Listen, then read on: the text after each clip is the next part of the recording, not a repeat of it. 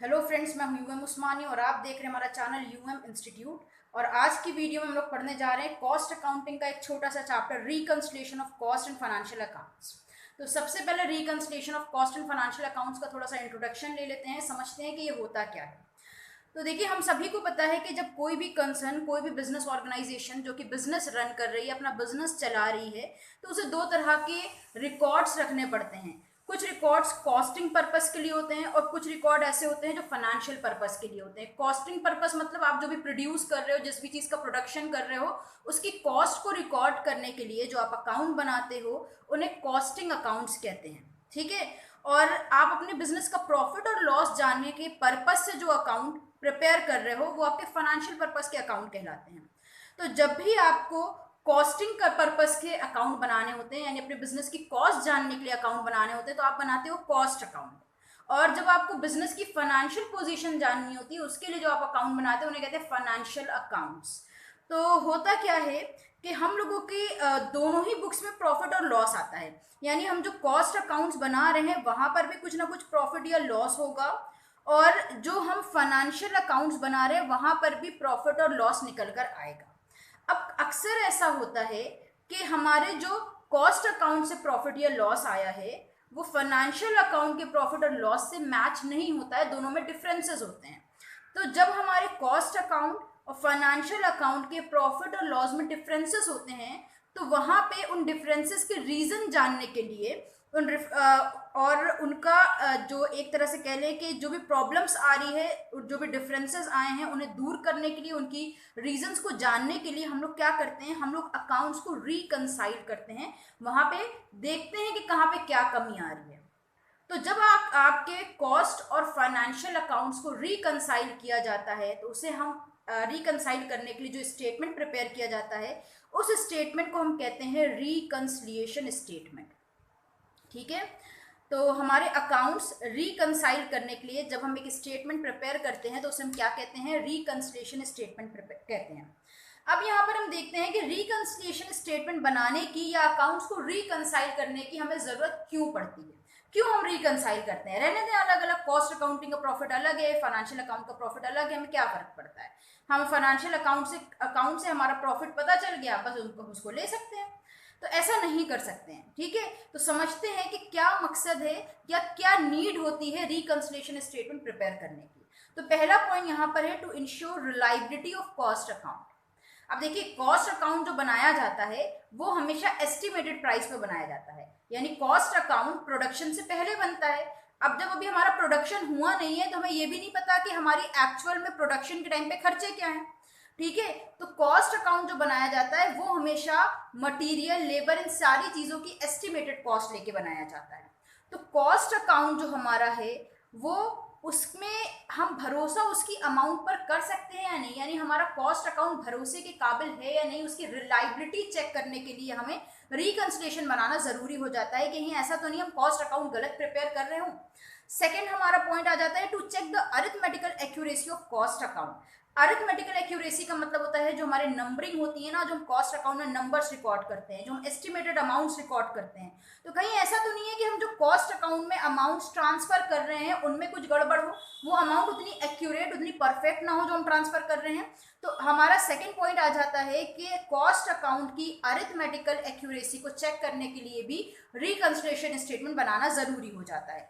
और third point है हमारा टू रिवील द वेरिएशन, यानी हमारे कॉस्ट अकाउंट और फाइनेंशियल अकाउंट में जो चेंजेस आ रहे हैं, जो हमारे दोनों में डिफरेंसेस आ रहे हैं, वो डिफरेंसेस क्यों हो रहे हैं, इस बात को रिवील करने के लिए भी रिकंसिलिएशन स्टेटमेंट बनाना जरूरी हो जाता है।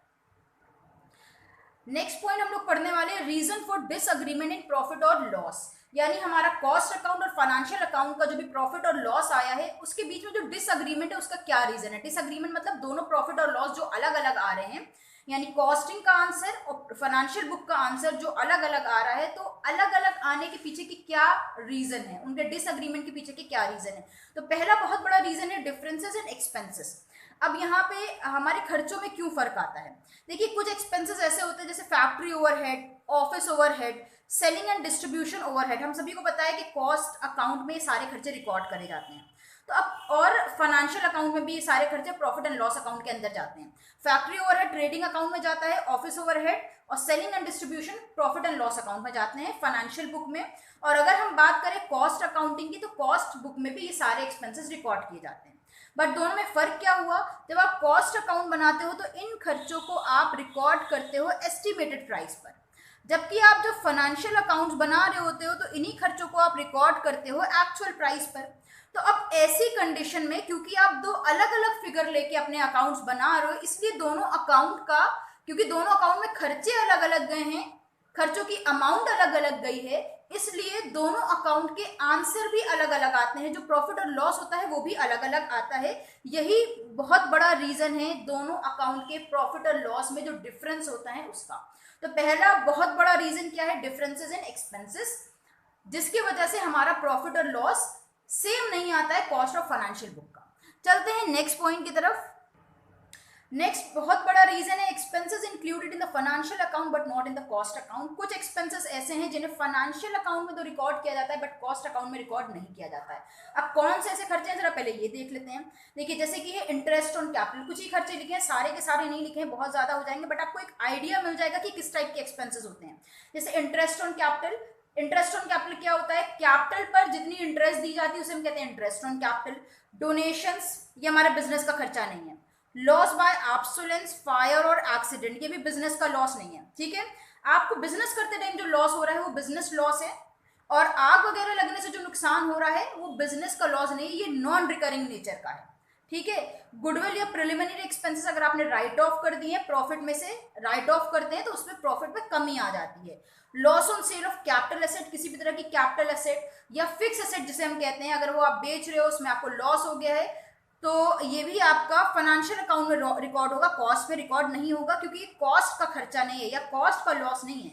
कैपिटल एक्सपेंडिचर, कोई आपने एसेट खरीद ली, उस पर पैसा खर्चा हो रहा है तो आपका कैपिटल एक्सपेंडिचर है, ना कि कॉस्ट अकाउंट का एक्सपेंडिचर है। तो कॉस्ट अकाउंट में हम कॉस्ट से रिलेटेड एक्सपेंसेस लेकर जाते हैं, और ये सारे एक्सपेंसेस जो होते हैं या सारे लॉसेस जो होते हैं वो फाइनेंशियल नेचर के होते हैं, तो इसीलिए इनको सिर्फ फाइनेंशियल बुक में रिकॉर्ड किया जाता है, कॉस्ट बुक में रिकॉर्ड नहीं किया जाता है। नेक्स्ट पॉइंट हमारा आता है income not included in cost account. जिस तरह से कुछ खर्चे कॉस्ट अकाउंट में रिकॉर्ड नहीं किए जाते हैं, वैसे ही कुछ इनकम होती हैं जिन्हें हम कॉस्ट अकाउंट में रिकॉर्ड नहीं करते हैं, सिर्फ फाइनेंशियल अकाउंट में रिकॉर्ड करते हैं। जैसे इंटरेस्ट रिसीव ऑन डिपॉजिट्स या इन्वेस्टमेंट, अगर हमारी डिपॉजिट्स पर या हमारी इन्वेस्टमेंट पे हमें इंटरेस्ट मिल रहा है, मान लेते हैं आपने किसी कंपनी के डिबेंचर खरीद के रखे हैं, वहां से आपको इंटरेस्ट मिल रहा है, तो ये आपका क्या हो गया, ये आपका हो गया इंटरेस्ट ऑन इन्वेस्टमेंट। ये आपकी फाइनेंशियल नेचर की इनकम है, नॉन रिकरिंग नेचर की इनकम है, कॉस्टिंग इनकम नहीं, इसलिए इसे कॉस्ट अकाउंट में हम रिकॉर्ड नहीं करेंगे। सेकेंड हो जाता है डिविडेंड रिसीव या रेंट रिसीव, अगर आपका मकान किराए पे उठा है, आपको किराया मिल रहा है, या आपने किसी कंपनी के शेयर्स खरीदे वहां से आपको डिविडेंड मिल रहा है, तो वो आपकी इनकम हो जाएगी, फाइनेंशियल नेचर की होगी, ना कि कॉस्ट नेचर की, इसीलिए इसको कॉस्ट में रिकॉर्ड नहीं करते हैं। कैश डिस्काउंट रिसीव हो रहा है, आपको ब्रोकरेज मिल रही है, कहीं से कमीशन मिल रहा है, या आपको शेयर ट्रांसफर फी मिल रही है, आपने किसी तरह की इन्वेस्टमेंट या असेट को बेचा है, उस पर आपको प्रॉफिट हो गया है, किसी भी तरह का कैपिटल प्रॉफिट या कैजुअल इनकम, जो अचानक इनकम हो जाती है ना, जैसे लॉटरी वॉटरी आपकी खुल गई तो उसे कहते हैं कैजुअल इनकम। तो ऐसी जो इनकम होती हैं वो हम कॉस्ट से रिलेटेड इनकम नहीं है, इसलिए कॉस्ट अकाउंट में इन्हें रिकॉर्ड नहीं करते हैं। ये भी एक वजह है कि कॉस्ट अकाउंट और फाइनेंशियल अकाउंट में डिफरेंसेस पाए जाते हैं। नेक्स्ट फोर्थ रीजन होता है अप्रोप्रिएशन ऑफ प्रॉफिट। होता क्या है, जब भी हमारी बुक्स में प्रॉफिट होता है तो हम अपनी फाइनेंशियल बुक्स में से कुछ एक्सपेंसेस ऐसे होते हैं, कुछ अमाउंट ऐसी होती है जो अपने प्रॉफिट में से हम अलग उठाकर रख देते हैं, ठीक है। तो अब प्रॉफिट में से हमने वो अमाउंट जब अलग रख दी तो उसकी वजह से क्या हुआ, मेरा फाइनेंशियल बुक का प्रॉफिट कम हो गया, जबकि कॉस्ट बुक का प्रॉफिट अभी कम नहीं हुआ है। तो ये भी एक बहुत बड़ा रीजन है कि दोनों बुक्स में हमारे डिफरेंसेस हो जाते हैं, क्योंकि फाइनेंशियल बुक का जो प्रॉफिट है वो एप्रोप्रिएशन की वजह से कम हो गया, लेकिन कॉस्ट अकाउंट में उसका कोई फर्क नहीं पड़ा, क्योंकि कॉस्ट अकाउंट में एप्रोप्रिएशन को शो नहीं किया जाता है, जिसकी वजह से फाइनेंशियल अकाउंट और कॉस्ट अकाउंट के प्रॉफिट अलग अलग हो जाते हैं।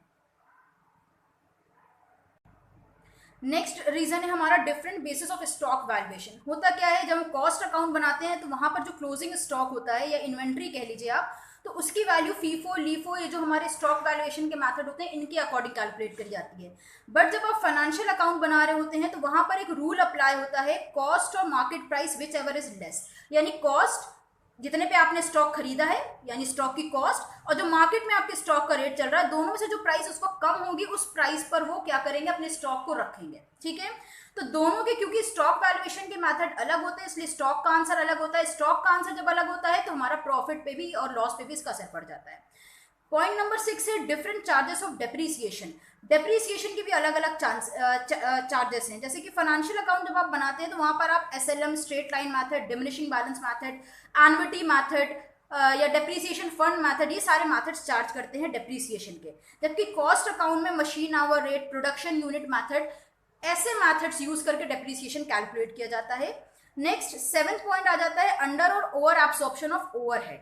होता क्या है, जब हमारे कॉस्ट अकाउंट प्रिपेयर किए जाते हैं तो वहां पर एस्टिमेटेड प्राइस रिकॉर्ड करी जाती है। तो जब हमारे एक्चुअल एक्सपेंसेस हमारे एस्टिमेटेड एक्सपेंसेस से ज्यादा होते हैं, यानी हमने अंदाजा कम का लगाया था, खर्चे ज्यादा हो गए, तो उस कंडीशन को हम अंडर एब्जॉर्प्शन कहते हैं। या कभी ऐसा होता है कि हमने जितना अंदाजा लगाया था उससे कम खर्चा हुआ, तो ऐसी कंडीशन को हम ओवर एब्जॉर्प्शन कहते हैं, यानी अंदाजे से कम खर्चा हुआ, ज्यादा अंदाजा लगाया गया था, ओवर एब्जॉर्ब कर लिया था। तो जब हम अपने खर्चों के अंदाजे यानी एस्टिमेटेड प्राइस और एक्चुअल प्राइस में हमारे खर्चों के एस्टिमेटेड और एक्चुअल प्राइस में डिफरेंसेस होते हैं तो उसे हम कहते हैं अंडर और ओवर एब्जॉर्प्शन। तो अंडर और ओवर एब्जॉर्प्शन क्योंकि हमारे जो एक्सपेंसेस हैं उनमें चेंजेस आ रहे हैं। हमने जितना अंदाजा लगाया वो कॉस्ट अकाउंट में रिकॉर्ड किया, जितना एक्चुअल में खर्चा आया वो फाइनेंशियल अकाउंट में रिकॉर्ड किया। दोनों अकाउंट में अलग अलग खर्चे जा रहे हैं तो वहां का प्रॉफिट और लॉस भी अलग अलग अमाउंट शो करेगा। ये भी एक रीजन है हमारे दोनों बुक्स के प्रॉफिट और लॉस में डिफरेंस आने के। नेक्स्ट 8 पॉइंट थे। 8 पॉइंट में कह रहे हैं different base of work in progress valuation. जो हमारा काम अभी चल रहा है वर्क इन प्रोग्रेस की वैल्यूएशन भी सेम ऐसी करी जाती है जैसे कि हम स्टॉक की वैल्यूएशन करते हैं। तो क्योंकि दोनों बुक्स में, दोनों कॉस्ट और फाइनेंशियल अकाउंट में अलग अलग तरह से वर्क इन प्रोग्रेस का वैल्यूएशन किया जाता है, इसीलिए दोनों के वर्क इन प्रोग्रेस के आंसर भी अलग आते हैं और इसी वजह से उनका प्रॉफिट और लॉस भी अलग होता है। तो ये थे हमारे आज के 8 पॉइंट जो कि रीजन है हमारे डिफरेंस होने के कॉस्ट अकाउंट और फाइनेंशियल अकाउंट के प्रॉफिट के। तो हमने इसका इंट्रो पढ़ा, नीड पढ़ा, रीजंस पढ़ लिए हैं। उम्मीद है आज की वीडियो आपको बहुत पसंद आई होगी। तो अगर वीडियो पसंद आई हो तो इसे लाइक और शेयर करिएगा, चैनल पे नए हो तो सब्सक्राइब करिएगा। फिर मिलते हैं एक नई वीडियो के साथ। अगर किसी टॉपिक में डाउट है तो कमेंट में बताइएगा। फिर मिलते हैं एक नई वीडियो के साथ। हमारे साथ जुड़े रहने के लिए और वीडियोस को देखते रहने के लिए थैंक यू।